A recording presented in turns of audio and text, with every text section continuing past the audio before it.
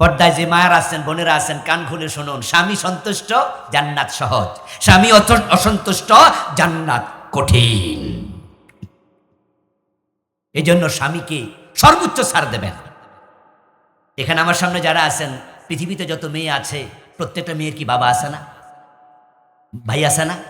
তো আমরা যারা সামনে আছি আমাদের মেয়ে আছে না, আমাদের বোন আছে না? আপনার মেয়ে যেন তার হাজবেন্ডকে সম্মান করে, এটা বাবা হিসাবে আপনিও খেয়াল রাখবেন। অনেক বাবা আছে মেয়েদেরকে শুধু লাই দেয়, ছাড় দেয়।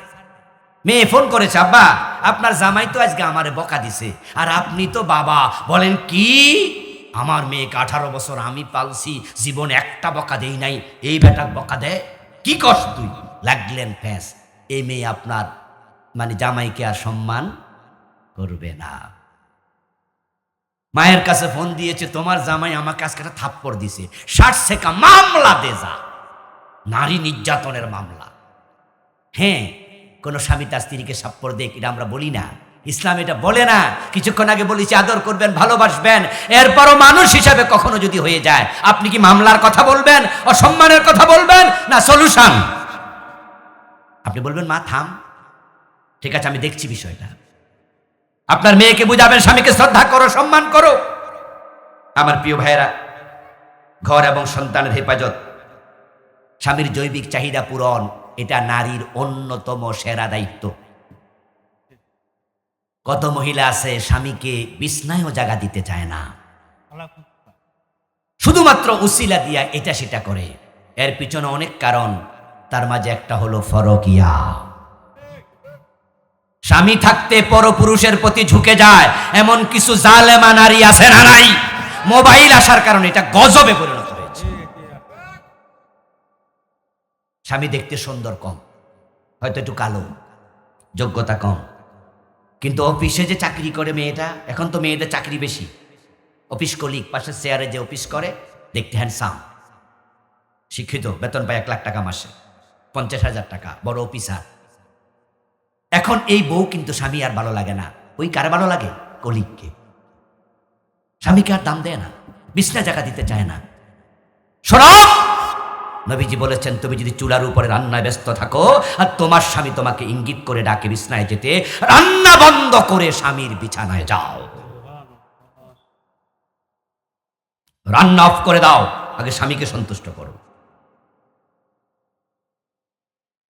আর একটি হাদিস, যদি কোনো নারীর উপর তার স্বামী অসন্তুষ্ট হয়ে পাশ ফিরে ঘুমিয়ে যায়, স্বামী এ পাশে, বউ ফিরছে ওই পাশে, নবীজি বলেন ফজর পর্যন্ত ফেরেশতারা ওই নারীর উপরে লানতের বদদোয়া দিতে থাকে।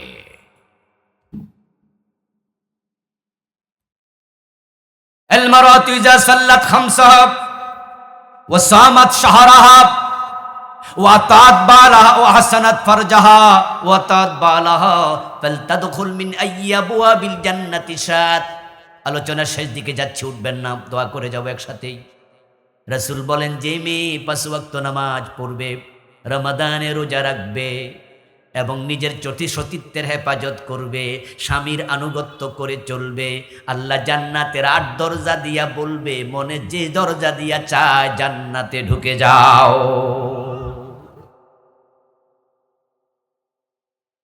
এখন তো অনেক মেয়ে স্বামীকে বরণ করা দূরের কথা, বিয়ে বইতে চায় না। সমাজে এমন কিছু মেয়ে আছে না, এখন চাকরি টাকরি আইসা মেয়েদের বিবাহের প্রতি অনীহা তৈরি হয়েছে। স্বামী মানা দরকার কি, আরেকজনের ঝামেলা নেওয়া দরকার কি? শোনো, স্বামী হচ্ছে অভিভাবক। এই দুনিয়াতে স্বামীর মতো বট গাছ তুমি দ্বিতীয়টি খুঁজে পাবে না। স্বামীর মতো মোহসেন কেউ নাই। বাবার বাড়িতেও যদি বিবাহিতা মেয়ে 2 দিন 5 দিন 7 দিন 10 দিন 15 দিন থাকে, দেখবেন যে মা বাবাও কিছুটা বিরক্ত হয়। সত্য কথা বলেন, হয় না? মা বাবাও ভাবে যে কি রিয়াইয়ে বই রয়েছে, যায় না কা স্বামীর বাড়ি।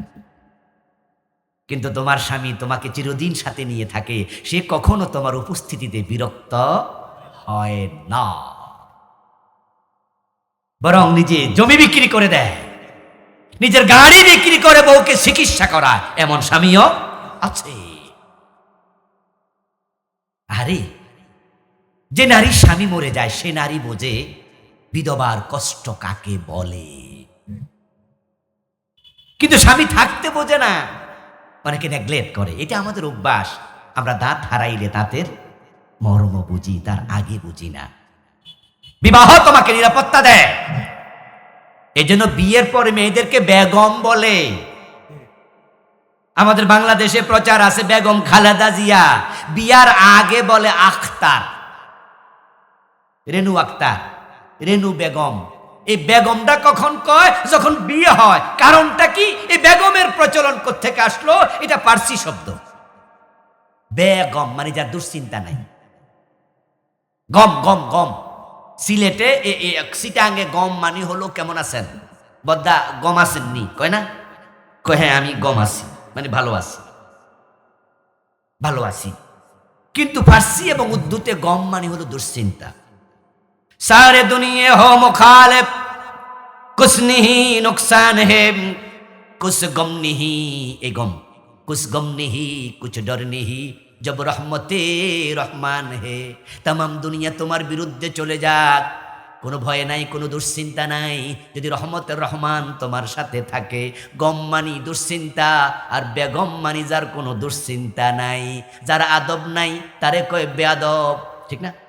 যার আকল নাই তারে কি কয়? ব্যাকল। তো যার কোনো গম নাই, দুশ্চিন্তা নাই, তাকে বলে বেগম।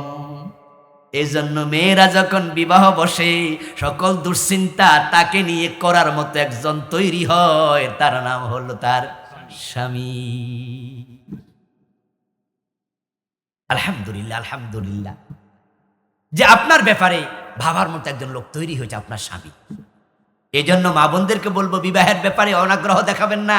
মেয়েদেরকে বিয়ে দেন, বয়স হয়েছে বিয়ে দেন। বোন তোমার বয়স হয়েছে, বিয়ে বসো। স্বামীর হক আদায় করো, স্ত্রীর হক আদায় করো, তাহলে স্বামী স্ত্রী দুজন মিলে আল্লাহর জান্নাতে থাকতে পারবে। এমন স্বামী এমন স্ত্রী হওয়ার তৌফিক আল্লাহ আমাদেরকে দিয়ে দাও, যারা একসাথে তোমার জান্নাতে থাকবো। আওয়াজ দিয়া বলেন আমিন। আল্লাহ তাআলা কোরআন মাজিদে বলছেন, কুনতুম খায়রা উম্মাহ, তোমরা সৃষ্টির মাঝে সবার সেরা। যত মাখলুক আল্লাহ বানাইছেন, মানুষ হলো সব মাখলুকের মাঝে সেরা। এবার বলছেন উখরিজাত লিন্নাস, তোমাকে অন্য মানুষের স্বার্থ দেখার জন্য, অন্য মানুষের কল্যাণ করার জন্য বানানো হয়েছে। খেয়াল করছেন কথা? এটা কোরআন মাজিদের আয়াত। উখরিজাত আয় খুলাকাত লিন্নাস, অন্য মানুষের জন্য তোমারে বানাইছি। তাহলে যদি আপনি নিজেরটা ছাড়া কিছু না বোঝেন, আপনাকে যাহার জন্য যে জন্য বানানো হয়েছে, আপনার সৃষ্টির উদ্দেশ্য আপনি নিজে নস্যাৎ করলেন। আপনাকে একজন একটা মোবাইল কিনে দিল, আপনি আসার মাইরা ভেঙে লাইলেন। আপনাকে ভাত খাওয়ার জন্য একটা প্লেট দিল, আপনি প্লেটটা আসার মেরে ভেঙে লাইলেন। পানি খাওয়ার জন্য গ্লাস দিল, ছুঁড়ে ফেলে দিলেন, কদর করলেন না। আচ্ছা বলুন তো, এই চরিত্রের মানুষ ভালো মানুষ না খারাপ মানুষ? সবাই বলেন, সবাই বলেন।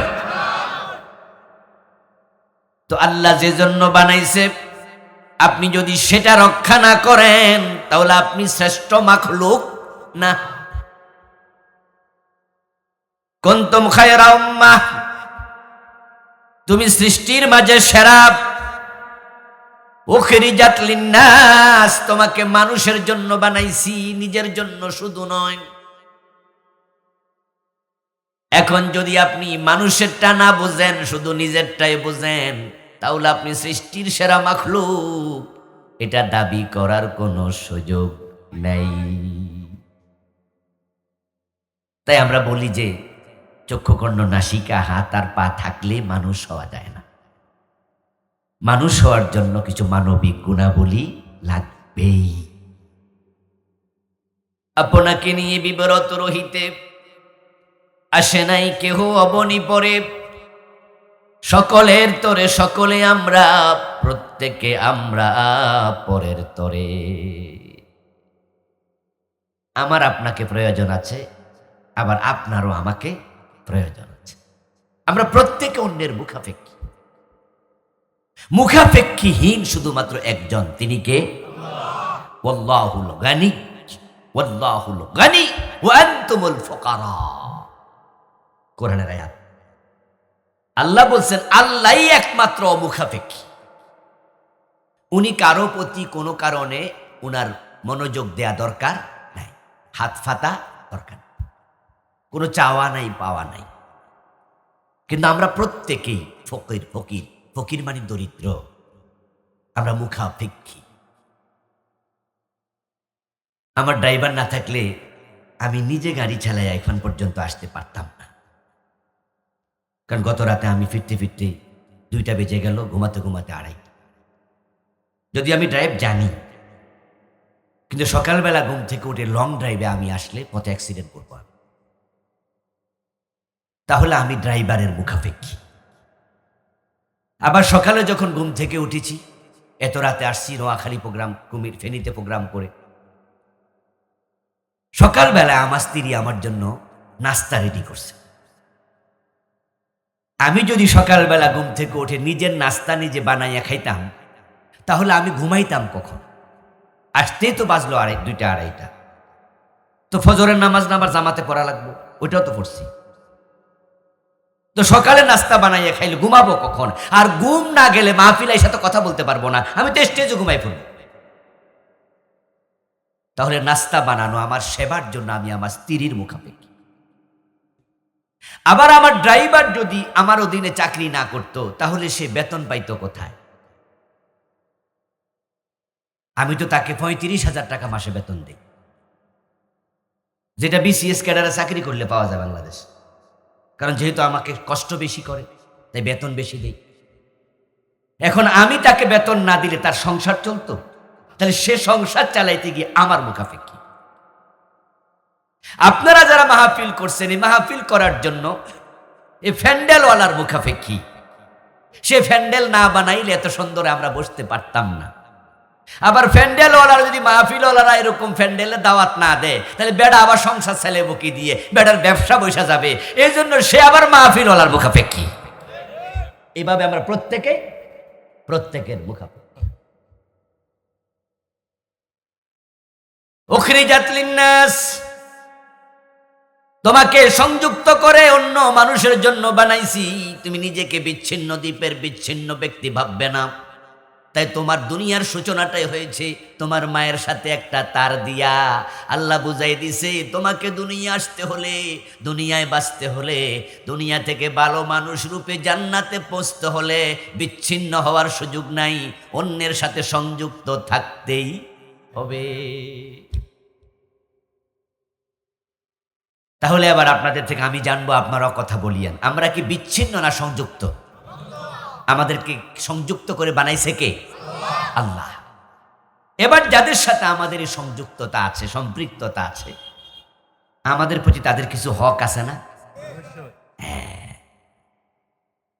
এই হক আদায় যদি আপনি না করেন, তাহলে আপনি আল্লাহর হক আদায় করেও জান্নাত পাবেন না। আল্লাহর হক যদি মানুষ মিস করে, তাহলে ঈমান যদি থাকে, আল্লাহর হক আল্লাহ মাফ করেও জান্নাত দিতে পারেন। কিন্তু বান্দার হক নষ্ট করলে, মিস করলে, আল্লাহ তাআলা বান্দার হক নিজে মাফ করেন না। নামাজে সমস্যা, রোজায় সমস্যা, এক ওয়াক্ত পড়েন আর এক ওয়াক্ত পড়েন না। আমরা আপনাকে বলি তোমার নামাজ নাই, তোমার দিন নাই, তোমার ঈমান নাই। আপনি বলেন হুজুর একবারে তো কাট্টাবে নামাজি না, মাঝে মাঝে তো পড়ি। আমরা তখন বলি মাফ চাও মিয়া, মাফ চাও, আল্লাহ যেন মাফ করে। দোস্ত, পরের হক যদি আপনি নষ্ট করে আমারে কন, আমি কিন্তু কমুন আল্লাহর কাছে মাফ চাও, আমি বলবো তার হক তাকে আগে দেও, তারপরে মাফ চাও। কারণ আল্লাহর কাছে মাফ চাইয়া লাভ নাই, পরের হক আল্লাহ নিজে ক্ষমা করেন না। তাহলে যাদের সাথে আমাদের ডিলিং সম্পর্ক, তাহলে তাদের হকের প্রতি লক্ষ্য রাখা নামাজ রোজার চেয়ে গুরুত্ব কম না বেশি? বেশি, খুব বেশি। নবীজি সাল্লাল্লাহু আলাইহি সাল্লাম বলেন, যখন কোনো মানুষ শহীদ হয়ে যায় তখন আল্লাহ তাআলা শহীদের সব গুনাহ রক্তের ফোঁটা মাটিতে পড়ার সাথে সাথে মাফ করে দেয় ইল্লা দাইন। কিন্তু শহীদ যদি ঋণগ্রস্ত থাকে তাহলে শহীদের ঋণের গুনাহ আল্লাহ শহীদ হলো ক্ষমা করেন না।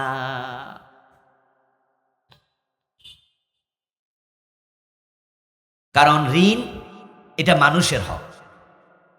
অন্য যত গুনাহ ছিল আল্লাহ ক্ষমা করে দেবেন। মদ খাইছে, গাঁজা খাইছে, জেনা করছে, সুদ খাইছে, আমি বলবো না এগুলো খান, বলবো না এগুলো করেন, এগুলো জঘন্য গুনাহ, কিন্তু বলছি যে এটা মাফ হওয়ার সম্ভাবনা আছে। কিন্তু ঋণটা কার হক? আল্লাহ না বান্দার? বান্দার। নবীজি বলে শহীদরে পর্যন্ত আল্লাহ ঋণের গুনাহ মাফ করে না। বান্দার হক এত মারাত্মক। নবীজির সামনে যখন কোনো মুর্দার আনা হতো, কোনো লাশ আনা হতো, কোনো মানুষের মৃত্যুর পর জানাজার নামাজের জন্য দাওয়াত প্রিয় নবী সাল্লাল্লাহু আলাইহি সাল্লামকে দেয়া হতো। রাসূল সাল্লাল্লাহু আলাইহি ওয়াসাল্লাম জিজ্ঞাসা করতেন তার ঋণ আছে নাকি? যদি বলতো হ্যাঁ ঋণ আছে, তো নবীজি উনার পকেটে থাকলে বলতেন ঠিক আছে, তার পক্ষ থেকে ঋণটা আমি পরিশোধ করে দিলাম। অথবা উনার বাইতুল মালে টাকা পয়সা থাকলে বলতেন এই বাইতুল মালের দায়িত্বশীল অর্থমন্ত্রী, অর্থ মন্ত্রণালয় যার হাতে, তুমি তার ঋণটা আমার পক্ষ থেকে পরিশোধ করে দাও, রাষ্ট্রের পক্ষ থেকে। তারপর তিনি জানাজার নামাজ ইমামতি করতেন। আর যদি পকেটে টাকা না থাকতো, বাইতুল মালের যিনি দায়িত্বশীল তাকে বলতেন তোমার কাছে টাকা আছে নাকি রাষ্ট্রের কোনো টাকা? বলে হুজুর টাকা তো নাই। নবীজি বলতেন যেহেতু তার ঋণ আছে, পরিশোধ করার সুযোগ নাই, আমার কাছেও নাই, রাষ্ট্রেও টাকা নাই, তাহলে তার জানাজার নামাজের ইমাম আমি হব না। তোমাদের কোনো একজন তার জানাজার নামাজ পড়াও, যার ঋণ আছে। আমি নবী মুহাম্মদ তার জানাজার নামাজ পড়ি না।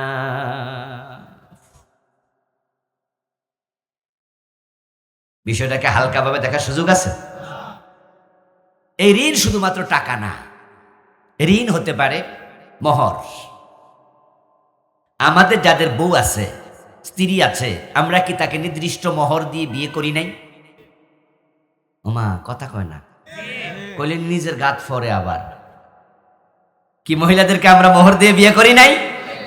এটা কি তার হক না? তো না দিলে এটা কি আপনি তার কাছে ঋণী না? তাহলে আপনি মোহর না দিয়া মরলে তো উপায় নাই, আপনি ঋণগ্রস্ত। এইভাবে আমাদের মা বাবার হক আমাদের উপর আছে কিনা? ভাই বোনের আছে, আত্মীয় স্বজনের আছে, প্রতিবেশীর আছে। ইয়েস, আপনাকে একা একা বানানো হয় নাই, জাতির জন্য বানাইছে। তো আজকে আমি আপনাদের সামনে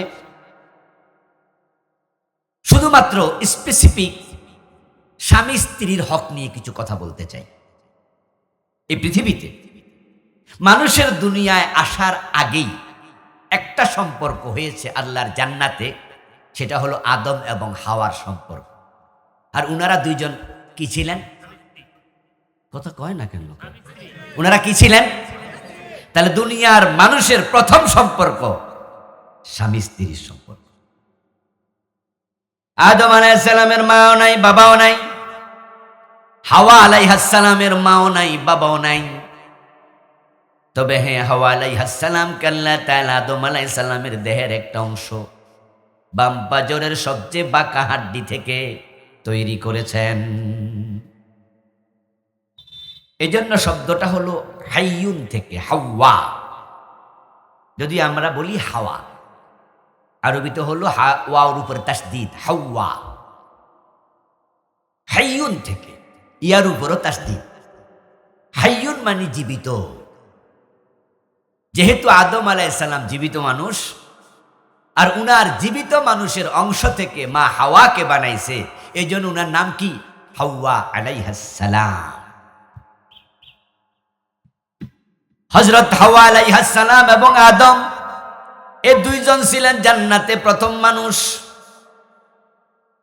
এবং আদম আলাইহিস সালামকে মা হাওয়ার সাথে আল্লাহ নিজে বিয়ে পড়াইয়া দিয়া নিজে হইছেন কাজী, নিজে ছিলেন এই বিয়ের ঘটক। জান্নাতে বিয়ে পড়াইছে কে? আল্লাহ। এবং মা হাওয়াকে বিয়ে পড়াই আল্লাহ বলে, ইয়া আদম উসকুনা ওয়া যাওজুকাল জান্নাত, ও আদম তোমার স্ত্রীকে নিয়ে তুমি জান্নাতে থাকো। এখন স্বামী স্ত্রীর সম্পর্ক পৃথিবীর প্রথম সম্পর্ক, এবং স্বামী স্ত্রীর সম্পর্ক পৃথিবীর শেষ সম্পর্ক।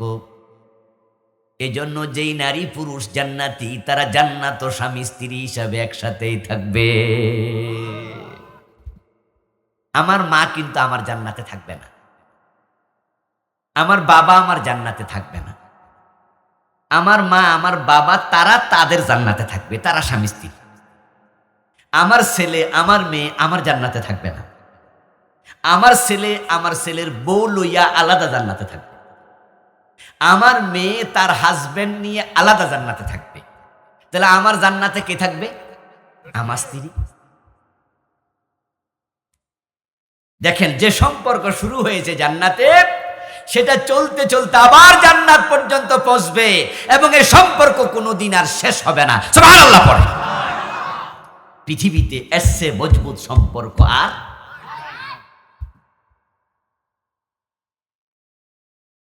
তাহলে বলবেন যে ছেলে মেয়ে, মা বাবা, ভাই বোন, তাহলে কি জান্নাতে দেখা হবে না? দেখা হওয়া এক কথা, একসাথে থাকা আর এক কথা। দেখা হবে। কোরআনে আছে, আল্লাযীনা আমানু ওয়াত্তাবা'আতুহুম যুররিয়্যাতুহুম ফিল ঈমান আলহাকনা বিহিম যুররিয়্যাতাহুম। সুবহানাল্লাহ পড়েন। আল্লাহ তাআলা বলছে, ওয়াল্লাযীনা আমানু, যারা ঈমান আনছে, অতঃপর তাদের পরবর্তী প্রজন্ম ঈমানে তাদেরকে অনুসরণ করছে। ওয়াল্লাযীনা আমানু, ঈমান আনছে, ওয়াত্তাবা'আতহুম যুররিয়্যাতুহুম বিঈমান, এবং ঈমানের ক্ষেত্রে তাদের পরবর্তী প্রজন্ম তাদেরকে অনুসরণ করছে।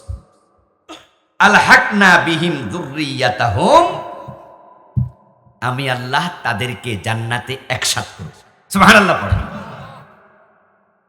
তাহলে আপনার সন্তান মুমিন, আপনিও মুমিন, তাহলে আপনার সন্তান আপনাকে আল্লাহ বলে আমি জান্নাতে একসাথ করব। একসাথ মানে দেখা সাক্ষাৎ করাও। আপনার বোনের সাথে আপনার দেখা হবে, আপনার ভাইয়ের সাথে আপনার দেখা হবে, সন্তানের সাথে দেখা হবে, কারণ তারা আমাদের প্রজন্ম। আমরা পরস্পর পরস্পর আত্মীয়।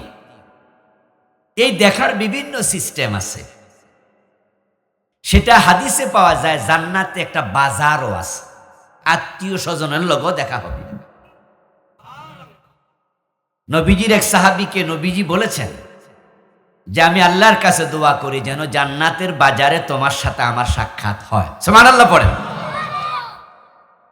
ওই সাহাবী বলে, ইয়া রাসূলুল্লাহ, জান্নাতে বাজার আছে? নবীজি বলে, হ্যাঁ, ইন্না ফিল জান্নাতি লাসুকা লা বাইউন ফিহি ওয়ালা শিরা। জান্নাতে বাজার আছে, লা বাইউন ফিহি ওয়ালা শারাব। তবে ওই জান্নাতে বাজারে কোনো বেচা কেনা থাকবে না, ইল্লা সুয়ার। তবে জান্নাতের বাজারে ফেরেশতারা কিছু ছবি নিয়ে বসে থাকবে, কিছু ফটো কার্ড নিয়ে বসে থাকবে। ফটো থাকবে, ফটো। জান্নাতের বাজারে বেচা কেনা নাই। আরে বেচা কেনা কেন থাকবে? আমরা তো সেই জিনিস কিনি যেটা আমার নাই। তাহলে জান্নাতে নাই বলতে কিছু আসেনি, তো এই জন্য আপনি কিনবেন কেন? সবই তো আছে।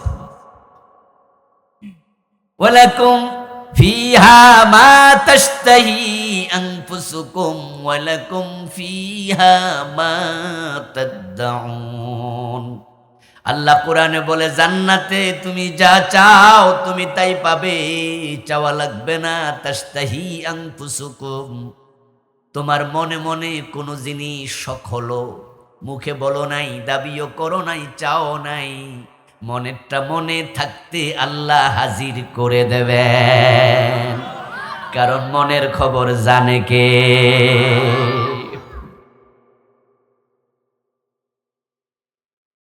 আমরা মাঝে মাঝে আমাদের সন্তানদের জন্য, আমাদের স্ত্রী পরিজনের জন্য এমন কিছু কিনে আনি, আমরা এমন কিছু কিনি যেটা তারা কিনতে বলে নাই। তো বাড়িতে কিনে আনার পরে আবার বউ কয়, ওমা আপনি এটা আনছেন কেন? আপনি তখন বলেন, সামনে পড়ছে তো, আর এটা আনছি কারণ আমি জানি তুমি এটা পছন্দ করো। তখন আপনার বউ একটা মুচকি হাসি দেয়, দিয়া কয় ঠিক কইছেন, ভালো হয়েছে। এই যে আপনি জানেন সে পছন্দ করে, তো মানুষের মনে কি আছে এটা সবচেয়ে বেশি জানে কে? এজন্য মনে আসার সাথে সাথে জান্নাতে আল্লাহ এটা হাজির করবে, কেনা কাটার কোনো দরকার নাই। এখন জান্নাতের বাজারে কি থাকবে? কিছু ছবি, ভিউ কার্ড, ফটো। ইজাস্তাহাব রাজুলুন শাইয়া দুখিলা ফি উদখিলা ফি দাখালা ফি। যখন সে কোনো একটা ছবি, কোনো একটা বস্তু পছন্দ করবে, ইজাস্তাহা সূরাতান, একটা ছবি দেখে ভালো লাগছে, জান্নাতে তো জান্নাতীদের জন্য হুর থাকবে ৭২ জন। এখন হুরদের এক একজনের চেহারার সৌন্দর্য এক এক রকম। ওদের সাথে আছে ২ বছর, ৫ বছর, ১০ বছর, ১০০ বছর, ৫০০ বছর, ১০০০ বছর, ১,০০,০০০ বছর চলছে। ওই বাজারে যাইয়া একটা সুন্দরী নারীর ছবি দেখবে, ফেরেশতারা ছবি নিয়ে বসে আছে। ও বেটা তাকাইয়া মনে মনে বলবে, এই যে ছবির নারীটা, তার ঠোঁটটা একটু বেশি সুন্দর, তার নাকটা একটু বেশি সুন্দর। নবীজি বলেন, মনে মনে সে যখন বলবে যে নাকটা একটু বেশি সুন্দর, বাড়ি যাইয়া দেখবে তার হুরের নাক এরকম সুন্দর আল্লাহ বানাইয়া দিছে।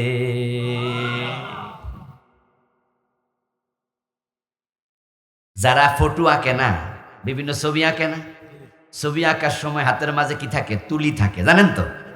ওই তুলি দিয়া, রং তুলি দিয়া আঁকে। তো যখন দেখে যে এরকম চোখটা একটু কেমন হয়ে গেছে, তখন তারা প্রয়োজনে কালি দিয়া মুইসা আবার নতুন করে সুন্দর করে আঁকা দেয়। তো তাদের হাতে যদি ছবি আঁকার সুযোগ থাকে তুলির কারণে, যে আল্লাহ ৭০ জন হুর বানাইছে, ওদের ডিজাইনে চেঞ্জ করার ক্ষমতা আল্লাহর আছে না নাই? ও বেটা বাড়ি যাইয়া দেখবে যে তার নাক এরকম সুন্দর, ঠোঁট এরকম সুন্দর হয়েছে। মানে এক আশ্চর্য জায়গা জান্নাত। ওই জান্নাতের বাজারে পরস্পর দেখা হবে। তাহলে ওই জান্নাতের বাজারে আপনার ভাই গেলে দেখা হইব না? যে বেটা দোজকে আছে হে জান্নাতের বাজারে যাইব তো? বাইরে ফেরেশতা এমনি ভূত বানাইতেছে, কিসের বাজার? আর আমরা যারা জান্নাতি হব, ইনশাআল্লাহ আজকের মনোহরদির মাহফিলের মতো জান্নাতের বাজারও দেখা হবে ইনশাআল্লাহ। দেখে আপনি বলবেন, আরে বাসার হুজুর নাকি? আর আমি বলবো, ভাইজান আপনারে যে কোথায় দেখছি, বলবো আমার বাড়ি। ওটা তার সম্পদ, সে ২৪ ঘন্টা কাজ করতেছে, কষ্ট করতেছে, ঘাম জড়াইতেছে। এখন হাসরের ময়দানে তুমি কিন্তু খবর আছে, ওই লাইনে দাঁড়িয়ে যাবে সে সবজি বিক্রেতা, আল্লাহ আমার থেকে ২০ টাকা চাঁদা নিছে, আমি ফেরত চাই। আমার রাসূল বলেন, এবার আল্লাহ বলবে সবার টাকা ফেরত দাও, টাকা তো নাই। আমলনামার সওয়াব দিতে থাকো, দিতে দিতে সব শেষ, কিন্তু লাইনে লোক শেষ। এবার কি হবে? লাইনে লোকদেরকে এবার আল্লাহ বলবো, তুমি কি এখনো ফানা আছো? বলো, আল্লাহ আমিও তো ৫০০ পাবো। তো আল্লাহ বলবেন, ৫০০ দেও। এমন হেকু, আল্লাহ টাকাও নাই, চাওয়াবো নাই। আল্লাহ এবার হেরে জিজ্ঞাসা করবে, কি করবা? তখন সে বলবে, আল্লাহ ওই পরিমাণ গুনাহ আমার আমল নামা থেকে তার আমল নামায় দাও। নবীজি বলেন, তখন এই লোকটা মানুষের গুনাহ নিয়ে জাহান্নামে যাবে, সেই হলো সবচেয়ে হতভাগা, সবচেয়ে দরিদ্র। এবার আওয়াজ দিয়ে বলুন তো, স্ত্রীর হক দেয়া দরকার আছে না নাই? স্বামীর হক আদায় করা দরকার আছে না নাই? না করে মরেন না, উপায় নাই। আমার প্রিয় ভাই, স্ত্রীদের প্রতি যে হক আদায় করবেন, এক নাম্বার স্ত্রীর যে হক সেটা হলো তার মহর। এ নিয়ে কথা বলে ফেলেছি নাকি? বলে ফেলেছি। মোহর দেবেন। যারা দেন না দেবেন, আওয়াজ দেন। মোহর দেবেন। 10 লাখ হলে 10 লাখ দেবেন। রাজি হলেন কেন? রাজি হইলেন কেন?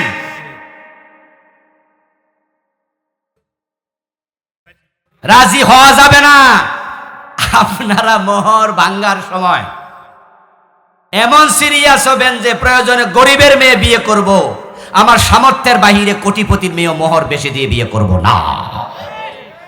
এটা দিতে যেহেতু হবে, আমার সামর্থ্য না থাকলে আমি রাজি হব না। আচ্ছা, এটা গেল। এখন বলবেন এটা তো ভবিষ্যতের বিয়া, যেটা কইরা লাইছি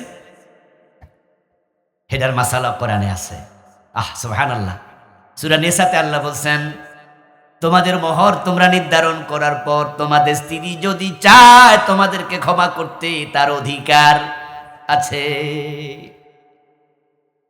মোহর তো ঋণ, এটা ঋণের টাকা, হাওলাতি টাকার মতো আর কি। আপনি আমার থেকে 100 টাকা হাওলাত নিছেন, আমি আপনার কাছে 100 পামু। তো বিয়ের সময় 10 লাখ লিখছেন, এখন আমি 10 লাখ পামু নাকি? এবার আপনি আমার বললেন যে হুজুর, আপনি যে 100 টাকা আমার ঋণ দিছিলেন আপনি পাইবেন, এই টাকা দেওয়ার তো আমার সামর্থ্য নাই, ধরেন 50 টাকা দিলাম, বাকি 50 টাকা আমার একটু আপনি মাফ করেন। আমি কি মাফ করতে পারবো না? এই অধিকার আল্লাহ বউরে দিছে। এখন আপনারা যারা স্বামী আছেন তারা আজকে বাড়ি যায় বউর সাথে বসেন, বসে বলেন, ময়নার মা, যে ওয়াজ আজকে শুনছি উপায় তো নাই, তুমি এখন যত আই লাভ ইউ করো, মরার পরে আই লাভ ইউ থাকবো না। হুজুর কইছে হাসরের ময়দানে চিনবাও না, ওই ডুবুন্যা নৌকার যাত্রীর মতো জোরবা জপটাই। এখন ধরো আমার কাছে 2 লাখ আছে, বাকি 8 লাখ কি করতাম কও? 5 লাখের মোহর 2 লাখ দিছি, 3 লাখ কি করতাম? 1 লাখের মোহর 50,000 দিছি, বাকি 50,000 কি করতাম? তোমার সাথে এগ্রিমেন্ট হোক, আমার চুক্তি হোক যে আমি যদি বেঁচে থাকি, আল্লাহ যদি আমাকে সামর্থ্য দেয়, আমি তোমার পুরাটা মোহরে দেব ইনশাআল্লাহ। আর যদি দেওয়ার আগে মরে যাই, তুমি ওয়াদা দাও যে তুমি আমারে মাফ করে দিবা। আপনার স্ত্রী যদি বলে ঠিক আছে যান, এ নিয়ে টেনশন করবেন না, আল্লাহকে সাক্ষী রেখে আমি ওয়াদা দিলাম, এ ব্যাপারে আমার কোনো অভিযোগ। এটা সহজ না? সহজ কিনা? এখন যা টাকা পয়সা আছে হেও কি চান্স নেবেন? ওয়াজ তো করাও জটিল, যে হুজুর এমন বুদ্ধি শিখাই দিতেছে, অথবা লাড়ি লইয়া বইব যে মাফ করবা না মানি। আবার তো বাংলাদেশে নাকি চলমান সিস্টেম আছে, বাসর রাতে মাফসা। এত ছোট হবেন আপনি না? স্বামী, স্বামী মানে তো কর্তা। ওয়ালিররিজালি আলাইহিন্না দারাজা, আল্লাহ বলে আমি নারীর উপরে স্বামীকে দিয়েছি সম্মান। আপনি না সম্মানিত, এখন বাসর ঘরে আপনি বউর কাছে ছোট হতে কেন যান? আর ওই রাতে মহিলাটা নতুন, স্বামীর সাথে মাত্র পরিচয়, এখন মহিলা লাজুক, তাই আপনি সেদিন তারে ফেঁসে ফেলাইয়া দিলেন। জাজাদ হুজুর কইছে মাপ নিতে পারবো, তাই বাসর ঘরে আপনি কইতাছেন আমি তোমার কাছে 5 লাখ টাকা মোহর মাফ চাই। বেডি শর্মে বর্মে লজ্জায় কইল জান মাফ। আসলে এটা আসল মাফ নি। এজন্য এটা ওই দিন ফেঁসে ফেলাইয়া মাপ নিয়েন না। আমার এক দুলাভাই ডাক্তার, বুঝলেন, জ্যাঠতো বোনের জামাই, আপন জ্যাঠতো বোনের জামাই, ভালো মানুষ, খুব মজা করে আমার সাথে বলতেছে যে কোনো লোক থেকে যদি কিছু নিতে চাই, দিতে চায় না, আমার ডিসপেন্সারিতে গেলে মাঝে মাঝে তো ইঞ্জেকশন দেই না, কই ইঞ্জেকশন ঢুকাইয়া কই যে এখন রাজি হ না, নাড়া দিব। সুইচ ঢুকানোর পরে কই এখন ক রাজি, রাজি না, কিন্তু নাড়া দিতেছে। তো এখন বেড়া কয়েছে ভাই রাজি, তাড়াতাড়ি খোলো, যে খোলার পরে রাজি থাকেনি, এটা আসল রাজি না। তাহলে আপনি বাস্তবতার আলোকে প্রথম দায়িত্ব স্ত্রীকে তার মোহর দিতেই হবে, এটা তার হক। তারপরে স্ত্রীর দ্বিতীয় হক ভরণ পোষণ। আপনি যা খাওয়াবেন তাকে ওই মানের খাওয়া দেবেন। আপনি যে মানের কাপড় পরেন তাকে ওই দামে ওই মানের কাপড় পরাবেন। স্ত্রীর পোশাকে ফুটে ওঠে স্বামীর ব্যক্তিত্ব, আর স্বামীর পোশাকে ফুটে ওঠে স্ত্রীর রুচি, এবং ওই স্ত্রী কতটা ফাঁকসাপ চলে, কতটা পরিচ্ছন্ন চলে, এটা স্বামীর টুপির দিকে তাকালে, স্বামীর জামার দিকে তাকালে বুঝবেন ঘরের বউ কতটুকু পরিচ্ছন্ন। স্বামীর টুপির মাঝে ময়লা, স্বামীর কলারের মাঝে ময়লা, জামার মাঝে ময়লা, বুঝা নিয়েন তার বউয়ের দাঁতের মাঝেও আছে ময়লা। মানে ওই বউ ব্রাশই করে না। এই বেটার বউ যে ব্রাশ করে না, এটা বাড়ি যায় বউরা করে চাওয়া দরকার নাই, স্বামীর টুপি প্রমাণ করে দেবে। কারণ যে স্ত্রী পরিচ্ছন্ন সে তার স্বামীকে ময়লা টুপি পরে ঘর থেকে বের হতে দেবে না, বলবে দাঁড়ান এটা কি পরে বাইর না। আপনি ময়লা জামা করে বেরোচ্ছেন, আপনার বউ বলবে আরে এটা আপনি কাঁদ দিয়ে কিতা কাঁদ দিয়ে বাইর হলেন। আবার আপনার স্ত্রীর গায়ের জামা উনার কাপড় দেখে বোঝা যাবে আপনি পয়সাওয়ালা না গরিব। যদি পয়সাওয়ালা হন, আপনার স্ত্রীর কাপড় সোপর ভালো না, দামি না, তাহলে আমি বুঝে নেব আপনি একটা কিপটা, আপনি বখিল। আর বখিল না হলে আপনি আপনার বউকে এই কাপড় পরতে দিতেন না। আপনি বলতেন তুমি এটা কি পরতেছ, আমার পার্সোনালিটি আছে না, আমার মান সম্মান আছে না। এই যে খরপোশ, আপনার যতটুকু আল্লাহ তাকাত দিয়েছে, সামর্থ্য দিয়েছে, দিতে হবে, এটা তার হক। বউকে দিচ্ছেন, ভাববেন না আপনি করুণা করছেন, এটা তার অধিকার। এই জন্য নবীজি বলছেন যে বউকে পালন করতে পারবে না, এ সামর্থ্য নাই, সে যেন রোজা রাখে, তার বিয়ে করা দরকার নাই। ফালাইহি বিসসাওম ফাইন্নাহু লাহু বিজা, সে রোজা রাখুক, পুরুষত্ব কন্ট্রোল হবে, বিয়ে করা দরকার নাই। বিয়ে করছ, স্ত্রীকে তার খোরপোশ দাও। অনেক স্বামী আছে বউর হাতে হাত খরচও দেয় না। এমন কিছু স্বামী আছে ঘরে চালের যে ড্রাম আছে হেডা সাবিও বেড়া বেড়ার কোমরে রাখে। আসেনি আসেনি মানি ব্যাগ, বাবারে মানি ব্যাগ রাখার জন্য আলাদা তালা চাবি দিয়া আলাদা বক্স বানিয়ে রাখছে। বউ সামান্য বাদাম কিনে খাবে, বুট কিনে খাবে, বাড়ির পাশে একটা ছোট্ট দোকান আছে, একটা লজেন্স কিনে খাবে, তাও আইসা স্বামীর কইতে হয় যে আপনি আমার 10টা টাকা দেন না। এই জাতীয় চরিত্রের লোক স্বামী না, এগুলো আসামি। স্ত্রীর জন্য আলাদা ঘর দিতে হবে যেন সে প্রাইভেসি মেনটেন করে পর্দায় থাকতে পারে। এই জন্য স্ত্রীকে আলাদা কামরা দিতেই হবে, এটা তার হক। দেবর, ননদ, ননদের হাজবেন্ড, বাসুর সবাই মিলে এক ঘর একসাথে খাবে, থাকার জায়গা আলাদা নাই, বেপর্দা হবে। এই জন্য স্বামী দায়ুস হবে, দায়ুস জান্নাতে যাবে না, দায়ুস জান্নাতে যাবে না। এই জন্য স্ত্রীদের হক আদায় করুন। এরপর স্ত্রীর সাথে সর্বোত্তম আচরণ করতে হবে। নবীজি উনার কোন স্ত্রীকে কখনো গালি দেন নাই। আর আমরা কিছু স্বামী তো আছি শুধু গালি না, মায়ের পর্যন্ত দেয়, এবং দেয় তো দেয়, বউর দোষে না। ওই যে বাজারে একবার আল্লাহকে ঝগড়া হয়েছিল, মেজাজটা ওখানে থামে নাই, পারে নাই, তা বউ ফিরাইয়া মেজাজ ঠান্ডা করে। এটা জালেম। তোমার কি লজ্জা লাগে না এই নারীর গায়ে হাত দিয়ে রাতে তার সাথে এক বিছনায় ঘুমাবে? তোমার লজ্জা হওয়া উচিত নয় কি? মা আয়েশা বলতেন রাসূল সাল্লাল্লাহু আলাইহি ওয়াসাল্লাম আমাদেরকে এত ভালোবাসতেন, মাঝে মাঝে হাড্ডি চুষে যখন রাখতাম, আমার রাসূল সে হাড্ডিটা মুখে নিয়ে আবার তিনি চুষতেন। গ্লাসের যে জায়গায় মুখ দিয়ে পানি পান করতাম, রাখার পর নবীজি ওই জায়গায় ঠোঁট লাগাইয়া পানি পান করতেন। নবীজি নিজ হাতে স্ত্রীদেরকে খাইয়ে দিতেন। রান্নার কাজে একবারে পাকঘরে গিয়ে সহযোগিতা করতেন, অথচ তিনি ছিলেন মদিনার প্রেসিডেন্ট। আর আপনি আর আমি কোন প্রেসিডেন্ট? পাকঘরে কোনোদিনও যাই না, বরং উল্টা আরো শুধু কই ভাই আপনার বউ কি করে, কই না কিচ্ছু করে না। অনেক পুরুষ বলে কি আপনার বউ কিছু করে না? ভাত রাঁধেনি? বাচ্চার গিয়ে শুধু রাঁধে। আর আপনি কি করেন? আরে বারো ভাই, আমি যা করি। দোস্ত, বউ কিছু করে না না, একদিন শুধু ছোট্ট মাছ কাইটা রাইন্দা দেখেন ঠেলা কারে কয়। এই যে ছোট মাছ আইনা বাজার থেকে দেন না, বেরিয়ে রাইন্দা টাইন্দা সুন্দর করে দেয়, আর আপনি চেহারা খারাপ করে বলেন তো একটু মুখ ইয়ে করে যে ঝাল বেশি হয়েছে, লবণ বেশি হয়েছে, মজা লাগে নাই। এই ছোট্ট মাছ কাইটা কুইটা ধুইয়া তারপর রান্না করা যত্ন কত সুন্দর করে আপনার সামনে দিছে।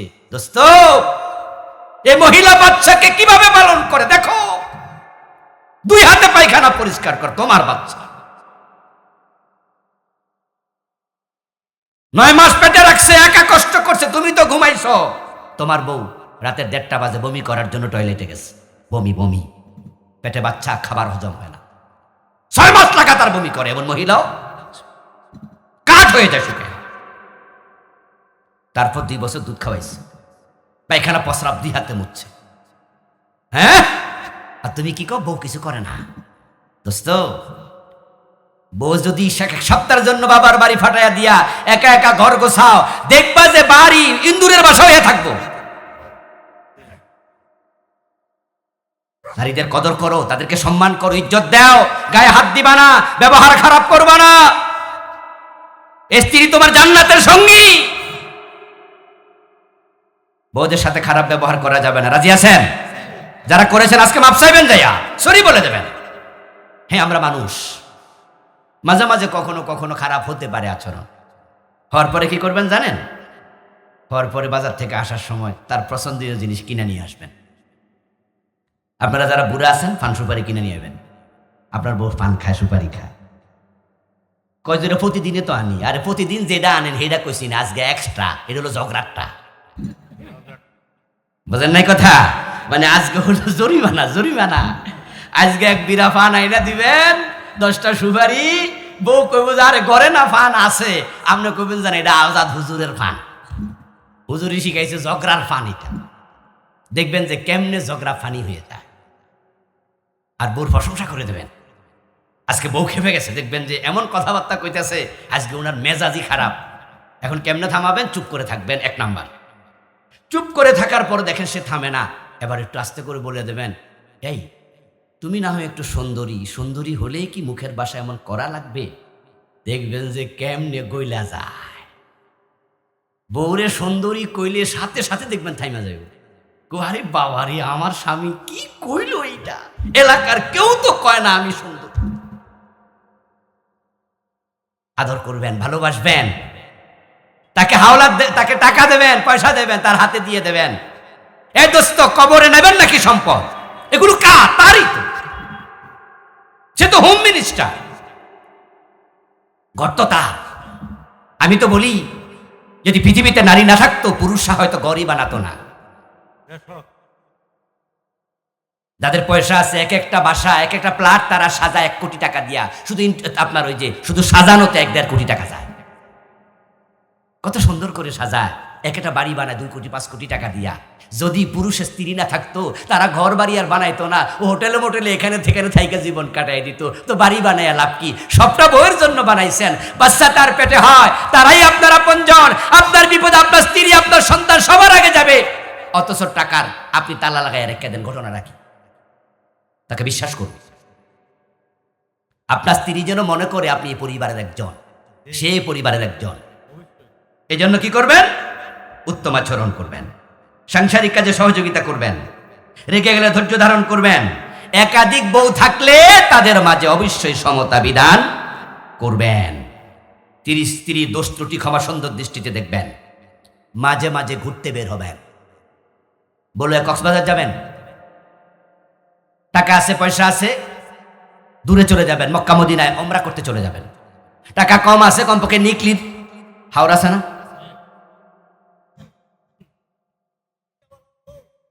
সাথে করে নিকলির হাওড়া চলে যাবেন।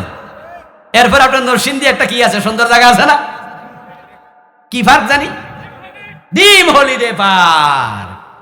সন্তানকে নিয়ে, স্ত্রীকে নিয়ে। আচ্ছা, আমার রাসূল কি রাতের বেলা মা আয়েশার সাথে দৌড় প্রতিযোগিতা করে নাই? উনার মতো ভিআইপি পৃথিবী থেকে আছে। বউলে দৌড়াইতেছে রাতের বেলা, চাঁদের আলোতে দৌড়াইতেছে। বিনোদন দিচ্ছে, আনন্দ দিচ্ছে, হাসি খুশি থাকবেন। আরে কিছু কিছু স্বামী আছে আজরাইলের ছোট ভাই, আছে না? এমন ভাবে গম্ভীর হয়ে থাকে, ঘরে ঢুকলে বউ মনে করে আজরাইলের ছোট ভাই আইছে, পোলাপান মনে করে কে যে ঘরে ঢুকছে রে, সবাই ভয়ে অস্থির। নো নো নো, আল্লাহর নবীর মতো মুস্কি হাসি কেউ দিতেন না।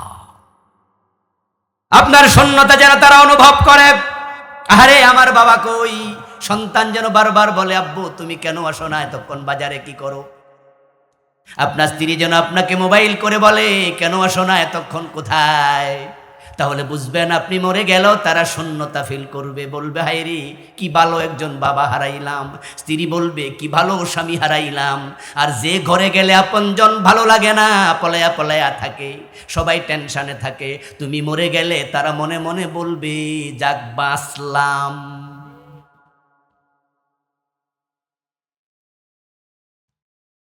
স্ত্রীর দায়িত্ব স্বামীর প্রতি সর্বোচ্চ শ্রদ্ধা প্রদর্শন করা। নবীজি বলছেন যদি আমি কাউকে সেজদা দিতে বলতাম, নারীদেরকে বলতাম স্বামীকে সেজদা করো।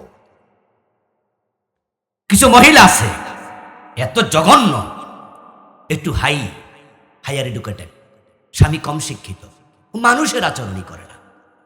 বাবা এলাকার মেম্বার, এলাকার চেয়ারম্যান, হয়তো বিয়ে হয়েছে কোনো কারণে এলাকার একটু গরিব ছেলের সাথে, ওই ছেলেরা সবসময় দৌড়ানির উপর রাখে, ভয় দেখায়, বাপের ভয়, ভাইয়ের ভয়, মামলার ভয়, হামলার ভয়।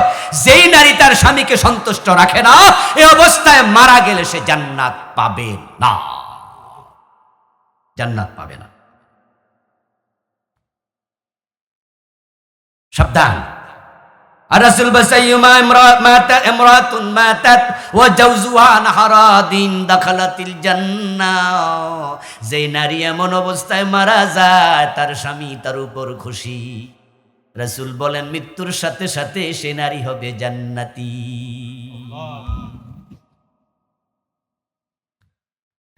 পর্দায় যে মায়ের আছেন, বোনেরা আছেন, কান খুলে শুনুন, স্বামী সন্তুষ্ট জান্নাত সহজ, স্বামী অসন্তুষ্ট জান্নাত কঠিন। এই জন্য স্বামীকে সর্বোচ্চ ছাড় দেবেন। এখানে আমার সামনে যারা আছেন, পৃথিবীতে যত মেয়ে আছে প্রত্যেকটা মেয়ের কি বাবা আছে না, ভাই আছে না? তো আমরা যারা সামনে আছি আমাদের মেয়ে আছে না, আমাদের বোন আছে না? আপনার মেয়ে যেন তার হাজবেন্ডকে সম্মান করে, এটা বাবা হিসাবে আপনিও খেয়াল রাখবেন। অনেক বাবা আছে মেয়েদেরকে শুধু লাই দেয়, ছাড় দেয়। মেয়ে ফোন করেছে, আব্বা আপনার জামাই তো আজকে আমারে বকা দিছে, আর আপনি তো বাবা বলেন কি, আমার মেয়েকে 18 বছর আমি পালছি, জীবন একটা বকা দেই নাই, এই বেটার বকা দেয়, কি কষ্ট তুই, লাগলেন ফ্যাস। এই মেয়ে আপনার মানে জামাইকে আর সম্মান করবে না। মায়ের কাছে ফোন দিয়েছে, তোমার জামাই আমাকে আজকে একটা থাপ্পড় দিছে, 60 সেকা মামলা দে যা, নারী নির্যাতনের মামলা। হ্যাঁ, কোন স্বামী তার স্ত্রীকে থাপ্পড় দেয় এটা আমরা বলি না, ইসলাম এটা বলে না। কিছুক্ষণ আগে বলেছি আদর করবেন, ভালোবাসবেন, এরপরও মানুষ হিসাবে কখনো যদি হয়ে যায়, আপনি কি মামলার কথা বলবেন, অসম্মানের কথা বলবেন, না সলিউশন? আপনি বলবেন মা থাম, ঠিক আছে আমি দেখছি বিষয়টা। আপনার মেয়েকে বুঝাবেন স্বামীকে শ্রদ্ধা করো, সম্মান করো।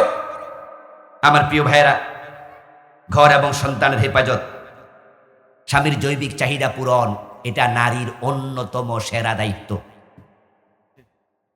কত মহিলা আছে স্বামীকে বিছনায়ও জায়গা দিতে চায় না, শুধুমাত্র উসিলা দিয়া এটা সেটা করে। এর পিছনে অনেক কারণ, তার মাঝে একটা হলো ফরকিয়া। স্বামী থাকতে পরপুরুষের প্রতি ঝুঁকে যায় এমন কিছু জালেমা নারী আছে না নাই? মোবাইল আসার কারণে এটা গজবে পরিণত হয়েছে। স্বামী দেখতে সুন্দর কম, হয়তো একটু কালো, যোগ্যতা কম, কিন্তু অফিসে যে চাকরি করে মেয়েটা, এখন তো মেয়েদের চাকরি বেশি, অফিস কলিগ, পাশের চেয়ারে যে অফিস করে, দেখতে হ্যান্ডসাম, শিক্ষিত, বেতন পায় 1 লাখ টাকা মাসে, 50,000 টাকা, বড় অফিসার। এখন এই বউ কিন্তু স্বামী আর ভালো লাগে না, ওই কার ভালো লাগে? কলিগকে। স্বামীকে আর দাম দেয় না, বিছনা জায়গা দিতে চায় না। শোনো, নবীজি বলেছেন তুমি যদি চুলার উপরে রান্নায় ব্যস্ত থাকো আর তোমার স্বামী তোমাকে ইঙ্গিত করে ডাকে বিছনায় যেতে, রান্না বন্ধ করে স্বামীর বিছানায় যাও। রান্না অফ করে দাও, আগে স্বামীকে সন্তুষ্ট করো। আর একটি হাদিস, যদি কোনো নারীর উপর তার স্বামী অসন্তুষ্ট হয়ে পাশ ফিরে ঘুমিয়ে যায়, স্বামী এ পাশে, বউ ফিরছে ওই পাশে, নবীজি বলেন ফজর পর্যন্ত ফেরেশতারা ওই নারীর উপরে লানতের বদদোয়া দিতে থাকে।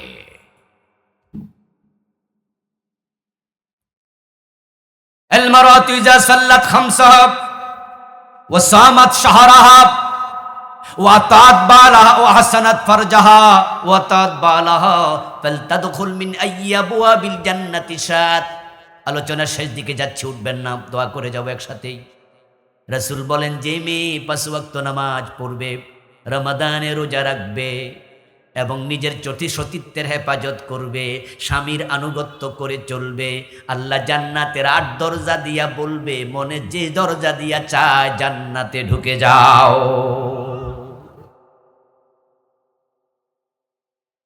এখন তো অনেক মেয়ে স্বামীকে বরণ করা দূরের কথা, বিয়ে বইতে চায় না। সমাজ এমন কিছু মেয়ে আছে না, এখন চাকরি টাকরি আইসা মেয়েদের বিবাহের প্রতি অনীহা তৈরি হয়েছে। স্বামী মানা দরকার কি, আরেকজনের ঝামেলা নেওয়া দরকার কি? শোনো, স্বামী হচ্ছে অভিভাবক। এই দুনিয়াতে স্বামীর মতো বট গাছ তুমি দ্বিতীয়টি খুঁজে পাবে না। স্বামীর মতো মোহসেন কেউ নাই। বাবার বাড়িতেও যদি বিবাহিতা মেয়ে 2 দিন 5 দিন 7 দিন 10 দিন 15 দিন থাকে, দেখবেন যে মা বাবাও কিছুটা বিরক্ত হয়। সত্য কথা বলেন, হয় না? মা বাবাও ভাবে যে কি রিয়াইয়ে বই রয়েছে, যা না কা স্বামীর বাড়ি। কিন্তু তোমার স্বামী তোমাকে চিরদিন সাথে নিয়ে থাকে, সে কখনো তোমার উপস্থিতিতে বিরক্ত হয় না, বরং নিজে জমি বিক্রি করে দেয়, নিজের গাড়ি বিক্রি করে বউকে চিকিৎসা করা, এমন স্বামীও আছে। আরে, যে নারীর স্বামী মরে যায় সে নারী বোঝে বিধবার কষ্ট কাকে বলে, কিন্তু স্বামী থাকতে বোঝে না, অনেকে নেগলেক্ট করে। এটা আমাদের অভ্যাস। আমরা দাঁত হারাইলে দাঁতের মর্ম বুঝি, তার আগে বুঝি না।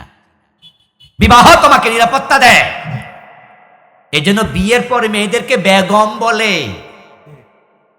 আমাদের বাংলাদেশে প্রচার আছে বেগম খালেদা জিয়া, বিয়ার আগে বলে আখতার, রেনু আক্তার, রেনু বেগম। এই বেগমটা কখন কয়? যখন বিয়ে হয়। কারণটা কি? এই বেগমের প্রচলন কোত্থেকে আসলো? এটা পার্সি শব্দ। বেগম মানে যার দুশ্চিন্তা নাই। গম গম গম, সিলেটে সিটাঙ্গে গম মানে হলো কেমন আছেন, বদ্দা গম আছেননি, কয় না? কয় হ্যাঁ আমি গম আছি, মানে ভালো আছি, ভালো আছি। কিন্তু ফার্সি এবং উর্দুতে গম মানে হলো দুশ্চিন্তা। सारे दुनिया हो मुखालिफ, कुछ नहीं नुकसान है, कुछ गम नहीं, ए गम, कुछ गम नहीं, कुछ डर नहीं, जब रहमते रहमान है। तमाम दुनिया তোমার বিরুদ্ধে চলে যাক, কোনো ভয় নাই, কোনো দুশ্চিন্তা নাই, যদি রহমতের রহমান তোমার সাথে থাকে। গম মানি দুশ্চিন্তা, আর বেগম মানি যার কোনো দুশ্চিন্তা নাই। যার আদব নাই তারে কয় বেয়াদব, ঠিক না? যার আকল নাই তারে কি কয়? ব্যাকল। তো যার কোনো গম নাই, দুশ্চিন্তা নাই, তাকে বলে বেগম।